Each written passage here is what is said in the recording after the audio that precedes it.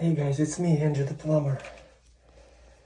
So this is the weirdest leak I've ever seen. Look, somebody installed this 3-inch stack.